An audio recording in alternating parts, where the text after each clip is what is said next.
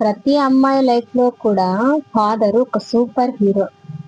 మనకి ఏదైనా ప్రాబ్లం వస్తే ఆయన ముందుండి మనకు ఆ ప్రాబ్లం మన వరకు రాకుండా కాపాడుతాడు.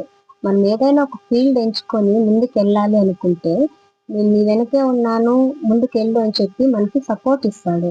ఒకవేళ మనము ఆ రంగంలో సక్సెస్ కాలేకపోతే ఏం భయపడకు, నేను నీ వెంటే ఉంటాను, ఇంకా ఒకసారి ట్రై చేయి, నీకు తప్పకుండా సక్సెస్ వస్తుందని మనకు ఎంకరేజ్ చేస్తారు.